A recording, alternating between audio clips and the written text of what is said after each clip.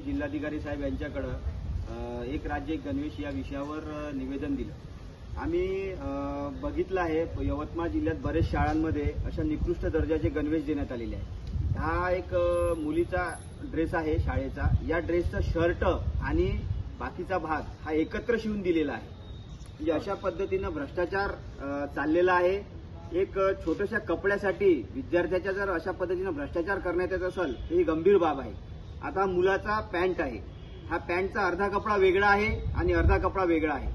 अशा पद्धतीनं निकृष्ट दर्जाचे कामं करून विद्यार्थ्यांच्या शैक्षणिक जीवनाशी हेळसांड करण्याचं शासन काम करत आहे, याचा आम्ही जाहीर निषेध करतो। आणि अशा पद्धतीनं ज्या कंत्राटदाराला एक कंत्राट देण्यात आलेला आहे आणि संबंधित विभागावर तात्काळ गुन्हे दाखल करून यांच्यावर कारवाई करण्यात यावी ही आमची विनंती आहे। अर्ध्या शाळांमध्ये तर गणवेशच पाठवण्यात आलेले नाही आहे। उद्या 2 दिवसांनी 15 ऑगस्ट आलेला आहे। 15 ऑगस्ट आलेला असताना विद्यार्थ्यांना घालायसाठी गणवेशही उपलब्ध नाही आहेत।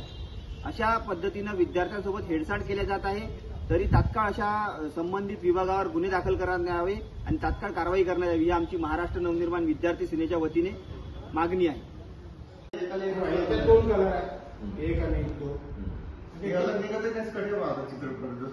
हे शिवूनच घेतलेलं आहे, थट्टा केल्यासारखी आहे। म्हणजे महिला व बालिका शाळांना दिले का?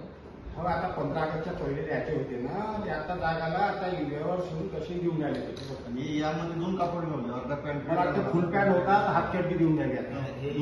अनेक तालुक्यामध्ये असा विषय झालेला आहे की एकाच मापाचे कपडे शिवण्यात आलेले आहे आणि एकाच मापाचे कपडे विद्यार्थ्याची हाईट, त्याची बॉडी कशी, त्याच्या खालचे कसे, सगळ्याला सारखंच माप आहे।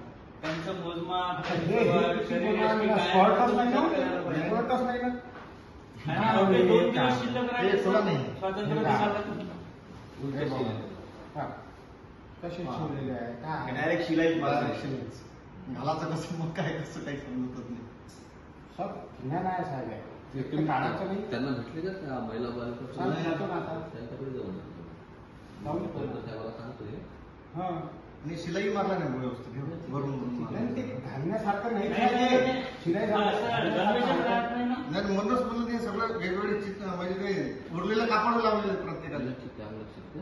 मी बोलतो कलेक्टर साहेबांना आणि तुम्ही प्रत्येकाला एक राज्य एक गणवेश ही महाराष्ट्र शासनाची जी योजना आहे, या योजनेअंतर्गत सर्व जिल्हा परिषद आणि नगरपालिकेच्या शाळांमध्ये शासनामार्फत सर्व विद्यार्थ्यांना गणवेश देण्यात येणार होते। पण शिक्षकांनी सर्व विद्यार्थ्यांच्या मापही कंत्राटदाराला दिले।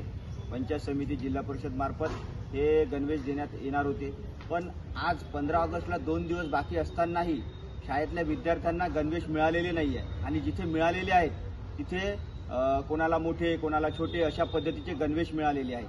हा हेतुपुरस्सर दुर्लक्ष करण्याचा भाग आहे। आम्ही महाराष्ट्र नवनिर्माण विद्यार्थी सेनेच्या वतीने जिल्हाधिकारी साहेब यांना विनंती केलेली आहे की असा हेतुपुरस्सर दुर्लक्ष करणाऱ्या कंत्राटदारावर व संबंधित अधिकाऱ्यावर तात्काळ गुन्हे दाखल करून त्यांच्यावर कारवाई करण्यात यावी।